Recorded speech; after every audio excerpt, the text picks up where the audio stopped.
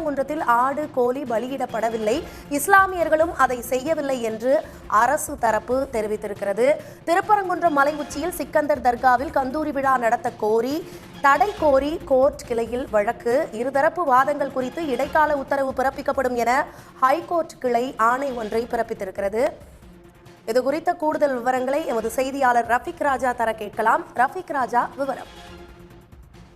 நிச்சயமாக மதுரையைச் சேர்ந்த மாணிக்கமூர்த்தி என்பவர்தான் உயர்நீதிமன்ற மதுரை கிளையில் ஒரு மனுவினை தாக்கல் செய்துள்ளார்.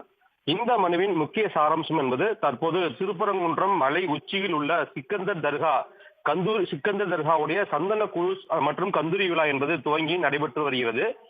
இதில் ஏற்கனவே 3 நீதிபதிகள் கொண்ட அமர்வு மலை உச்சியில் அதாவது கோழி மற்றும் ஆடுகள் பலியிட்டு கந்தூரி நடத்தக்கூடாது என்று 3 நீதிபதிகள் கொண்ட அமர்வு ஏற்கனவே உத்தரவு பிறப்பித்துள்ளது.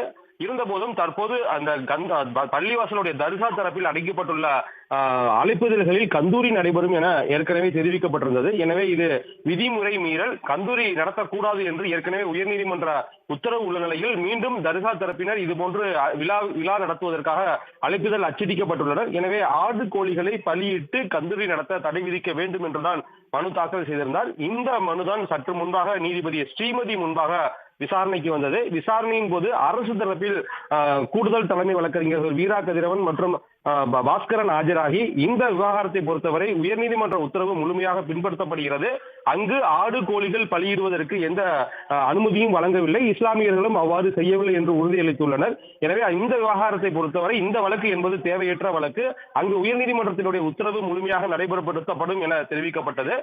இதே போல மனுதாரர் தரப்பில் இல்லை, கந்தூரி என்ற விழா அழைப்புதலில் அச்சடிக்கப்பட்டுள்ளது, அதற்காகத்தான் இந்த வழக்கு போடப்பட்டுள்ளது என கேள்வி எழுப்பினர். அப்போது நீதிபதி இந்த அழைப்புதலை பார்க்கும்போது சந்தனக்கூடு மற்றும் கந்தூரி விழா என்று அழைப்புதலில் அச்சடிக்கப்பட்டது ஏன் என்று கேள்வி எழுப்பினர். அப்பொழுதுதான் தர்கா தரப்பில் ஆஜரான வழக்கறிஞர் வாஞ்சிநாதன் ஆஜராகி இந்த விவகாரத்தை பொறுத்தவரை இந்த வழக்கு என்பது தேவையற்ற வழக்கு, ஏற்கனவே இது குறித்து வழக்கு தாக்கல் செய்யப்பட்டு 3 நீதிபதிகள் கொண்ட அமர்வு அங்கு பலியிடக்கூடாது என்று உத்தரவு பிறப்பிக்கப்பட்டுள்ளது, மீண்டும் ஒரு மனு தாக்கல் செய்யப்பட்டுள்ளது. எனவே இந்த வழக்கு விசாரணைக்கு உகந்ததே அல்ல, மேலும் கந்தூரி என்ற வார்த்தை பயன்படுத்தக்கூடாது என்று எங்குமே நீதிமன்ற உத்தரவுகளில் இல்லை, கந்தூரி என்ற வார்த்தையை தான் நாங்கள் பயன்படுத்தி உள்ளோம். எனவே இந்த வழக்கு குறித்து எங்களுக்கு பதில் மனு தாக்கல் செய்ய மேலும் கால அவகாசம் வேண்டும் என வாதிட்டார். அப்போதுதான் நீதிபதிகள் இந்த கந்தூரி நடத்துவது அனிமல் சாக்ரிஃபைஸ், அதாவது ஆடு கோழி பலியிட்டு தானே நடத்துவார்கள் என மீண்டும் கேள்வி எழுப்பினர். அப்பொழுது 2 தரப்பில், அதாவது அரசு தரப்பிலும் தர்கா தரப்பிலும் அதுபோன்று இல்லை என தெரிவிக்கப்பட்டது. இந்த 3 தரப்பு வாதங்களையும் பதிவு செய்த நீதிபதி இது குறித்து ஒரு இடைக்கால உத்தரவு பிறப்பிக்கப்படும் என்று கூறி வழக்கு விசாரணையை ஒத்தி வைத்துள்ளனர். விவரங்களுக்கு நன்றி ரஃபிக் ராஜா.